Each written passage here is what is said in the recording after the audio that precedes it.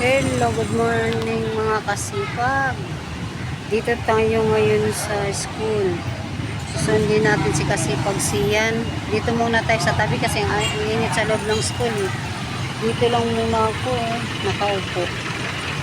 Galing tayo ng Dali. Yan, pinamili natin sa Dali. Pumili tayo ng paninda na tubig kasi naubusan na tayo ng tubig eh. Sayang din yung pamasahe natin, mabawi naman ang sa ating paninda ng tubig. Ito tayo ngayon, napakainit sobra, kaya hindi muna tayo pumasok sa loob. Oh, ayan yung school ni Romeo Kasipag.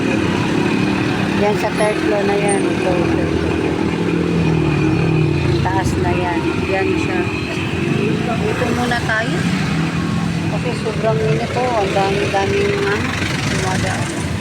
Dito tayo sa highway ngayon. Habang tayo naghihintay. Yan.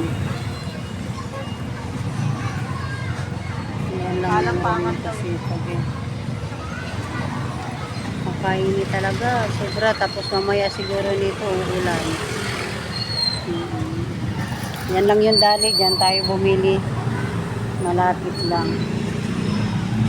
Kaya mga siguro ang labasan nila. Mga 12:10 pa. Medyo napaaga tayo ng dating. Aagahan natin kasi traffic.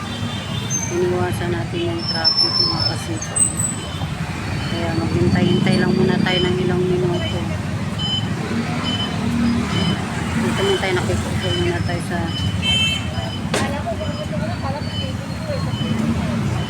ipagpul muna tayo sa tricycle ng may tricycle. Medyo mahangin ang dito kahit nasa highway tayo. Pero mainit pa rin ang singaw. Hindi rin fresh. Ito po yung City of Santa Rosa Art. Yan. Malapit lang tayo sa palengke na rin. Ito yung fire station. Katabi. Andali. Fire station. Nandyan yung fire station natin. Ito yung mga truck na mga ano natin, fire. Kaya pag may sunog dito, naririnig ka kagad ng mga estudyante na may tunog ng sirena ng sasakyan. Nagugulat sila. Buti nga ngayon, wala yung dito, gano'n, yung bangko na yan. Luzon Development Bank. Laging nagpapadudot, ang ingay-ingay. Buti, hindi nagre-reklamo yung mga teacher din sa taas. Hinaya tayo, samahan niyo ako na kahit sandali lang. Salamat sa inyong Panginoon. Like na lang. Malaking bagay na yun. Napakabisi yung lugar natin. Ang init. Mainit talaga. Sigurado ako mamaya yan. Uulan siguro. Wala kasi pag siyan dyan to yung room. So, maaga nga talaga tayo napunta rito. Medyo masama yung pakiramdam natin pero laban na kasi walang magsusundo sa anak natin. Tayo lang. Mahirap naman kung sila lang uwisus ko. May tawiran dun sa may pagtawid doon sa may huward. Nakakatakot mga Kasipag. Kaya hindi pwede natin na basta-basta na lang.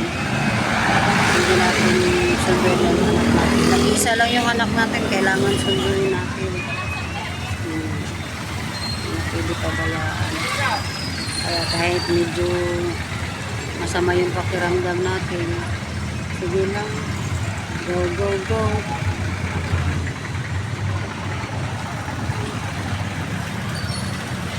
Medyo nagkukunin. Hello! Si Ate Alma pala. Ayun, kapitbahay namin sa Huward.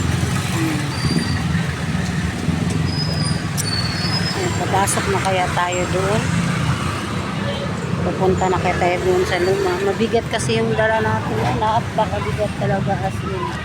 Ay, Diyos ko. Mahihirapan tayo. Yeah.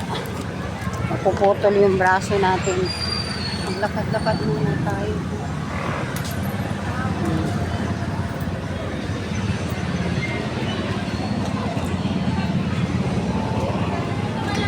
Lakad lang muna tayo.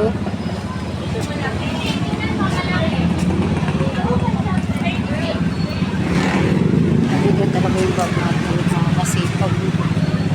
Ay, naku Lord, tabang. Ganyan talaga ang nanay. PTS. Masip ko na tayo sa Lapit lang.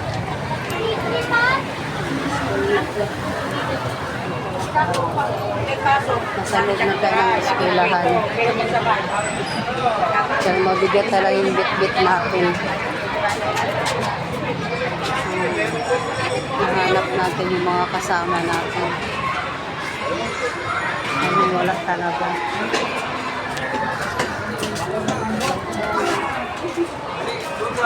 Ang aga nyo talaga. Ang aga. Oo, meron na sila.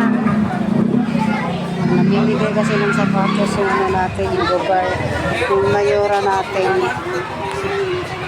Ngayon ang release ng sapatos nila.